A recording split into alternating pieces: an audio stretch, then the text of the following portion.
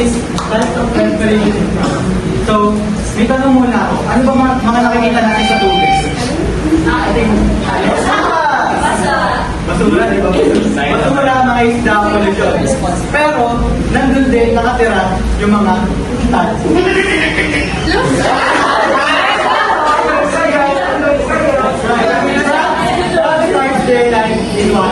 Pero paano sila humihinga? Tingnan natin kung paano sila humihinga. Kita niyo to? Ano tawag ito?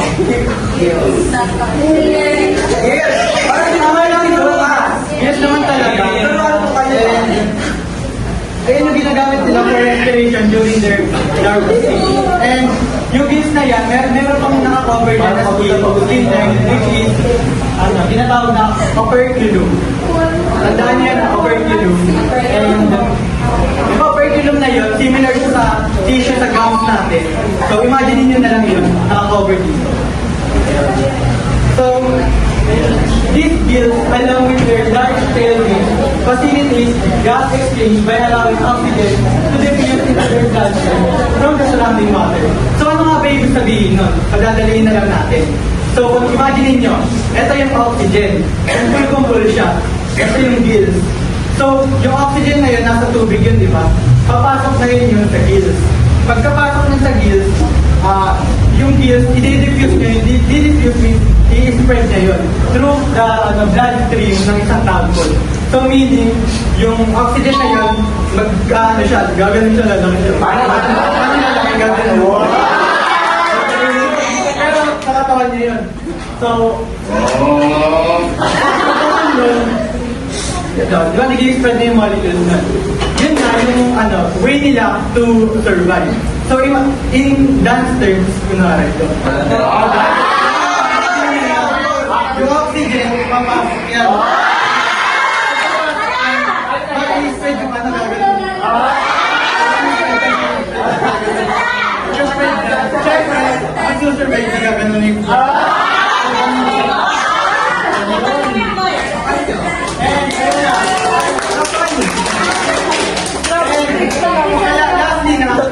sa recent discovery, ayun, most tadpoles also have lungs and breathe air as a backup. So kapag ini-imagine natin yung mga botete, di ba parang may lungs ba sila? And upon researching, noong 2020 lang nila na-discover na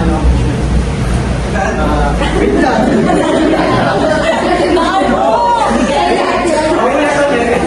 Yun, noong 2020 nila na-discover na ng mga scientists na merong breathing mechanism yung mga tadpoles kapag kulang na ng oxygen yung tubig nila. It's called bubble sac.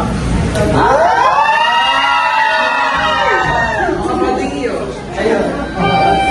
Ginagawa nila to kapag di pa nila kaya i-break yung water tension. Kumbaga, ito yung water, di ba? Hindi nila kaya gumano na lumagpas doon sa water. Hindi nila kaya yun. Kasi nga, may maliit pa sila, may water tension pa. And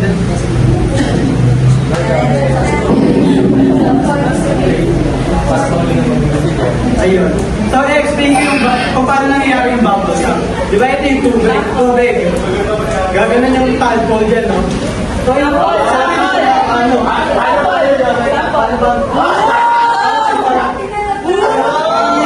kahit tubig siya eh. Pagka ganon, bumubuka niya yung bibig niya. Yung hangin sa kainin niya hindi ba fully developing niya lang. Okay, kainin niya mag-release ng hangin. Pina-recorded lang. Pagka-release ng hangin, mag-mix yung hangin doon sa niyang bunganga. Naka-open, may hangin doon. Pagka nun, sasara niya ulit yung bunganga niya. Pagkasara, parang lulunukin niya ulit yung hangin eh. Lulunukin yung hangin. Siyempre, pag nilunok niya yung hangin, maliit na yung tadpole, di ba? Hindi lahat ng hangin malulunok. Anong gagawin ng tadpole? Siyempre, ibubukan niya ulit yung bibig niya. Wow! Bubble. Ayun lang sila. Pero, tandaan nyo, yung proseso na yun, less than 1 second lang nangyayari. So, nakakagulis yung mga scientists, ng aksidente lang. Tulungan na lang yun eh. Meron sila Documentary ata sila nun. And naka-slow mo yung camera nila. Tapos napansin nila yan, nung less than 1 second na parang may bumula. Doon sila na-confuse. Parang dinari pa nila yung 20 minutes. Tapos yun nga. Yun na yung bubbles. Eh, hindi pala po. Upon researching, alam niyo yung axolotl? Imagine niyo yung tadpole, hindi siya mag-undergo ng metamorphosis. Similar siya sa axolotl. And tinatawag yun na yung process niya, yung hindi pag-evolve. Hindi sila nag-evolve kasi mas preferred na nila yung water. Kumpara sa frogs kasi parang mas pa nila yung land kaysa sa water. Ang tawag na is neoteny. Kumbaga ito yung way nila na to adapt into their environment. Ayaw nila pumunta sa land. Neoteny. May yung tayo. Yun lang po. And next is pulmonary respiration.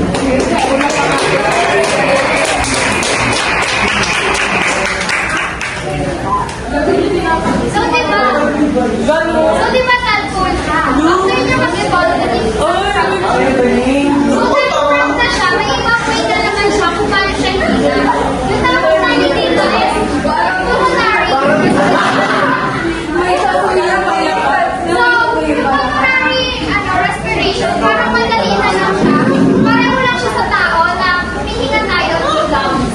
Kaso, pinagkaiba nila, wala kasing diaphragm or ribs yung mga frogs. Kaya ang nangyayari, they are breathing here, sa ilalim. Tapos lumalaki. Kaya kung mapansin nyo, lumuloko yung baba ng isang palaka kasi doon sila humihinga. So, yung pulmonary respiration, nangyayari siya mostly pag nasa land yung frogs. Dahil na-mention natin ni Raj kanina na may tatlong klase ng paghinga yung frog bukod pa doon sa paghinga ng tadpoles. Isa yung pulmonary respiration. Tapos, during hibernation nila sa underwater, humihinga lang sila in different ways pa. So, ito, ginagamit lang nila ang paghinga lang kapag nasa land sila. So, ang friends naman po ay contagious respiration.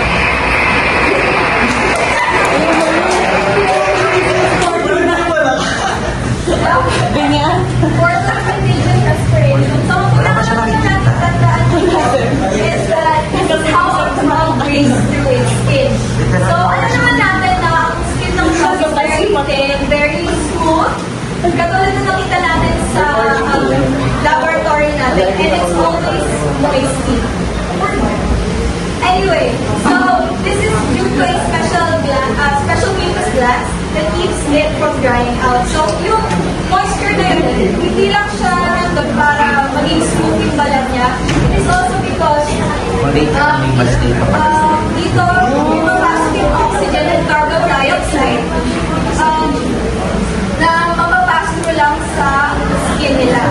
So yung under kasi ng skin ng frog, there are many tiny blood vessels called capillaries, which is na-mention din kanina sa first presentation. So when the frog is in terrestrial environment or aquatic, yung oxygen from the air or yung water, nagpapasok siya sa skin ng frog. Tapos nag-enter siya sa blood vessels. At the same time, yung carbon dioxide from the blood vessels, aangat siya papuntang skin and then papunta sa environment. So yung cutaneous respiration, ginagamit ko ng frog, usually kapag nasa underwater siya kasi hindi naman nila magagamit yung lungs nila para huminga doon. And also during hibernation, kung saan nakastay still lang sila, parang ganito, and humihinga siya still. So for the next kind of respiratory mechanism, we have Teka ako pa, Ito tayo nitira, pangatlong respiration. This is the last respiration na meron ng isang frog. Ito, makikita niyo ang mechanism na nangyayari sa isang respiration ng isang frog. Tapos saan nabanggit na rin na sa pulmonary respiration. Ito ang tinatawag na pharyngeal respiration. So mapapansin niyo ang mga frogs, tayo na ganyan nagsasabi ni Era, yung malaki yung dito nila. So may bandang baka. So it happens because of this. So respiration, gas respiration, of frogs that occur the line of the frog. This happens when the frog while the nostrils or the nearest part of the So basically, when it happens, naka-close ang mouth ng mga frogs. At nakabukas lang yung kanilang nostrils o yung kanilang nose. Pero, paano nga ba ito nangyayari yung bagay nito? So this mechanism happens through the increase and decrease of the bucopharyngeal cavity or yung tinatawag na mouth.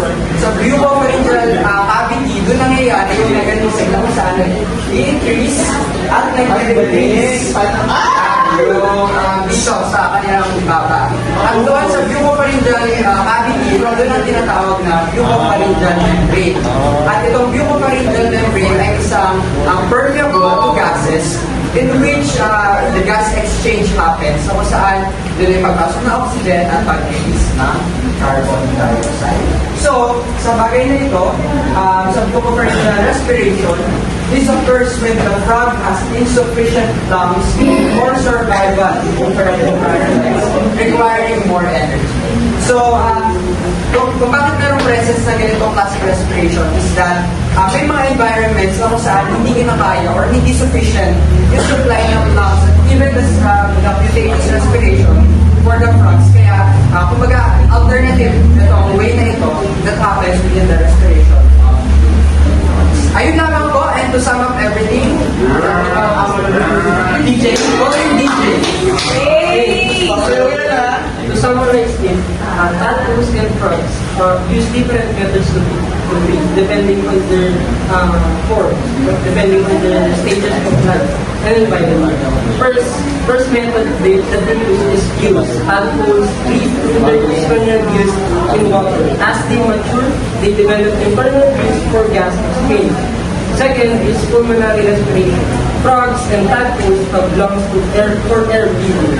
Air enters the nostrils, travels through the trachea, and into the lungs for gas exchange.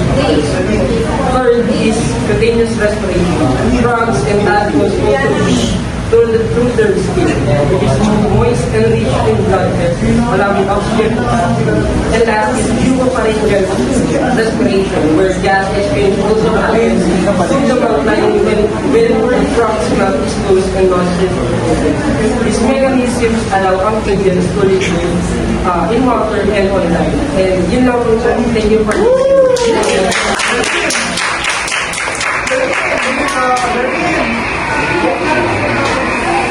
Ito po yung references namin. Walang bukas yung Sa bilis po natin, get from state witnesses and lang. Thank you so much.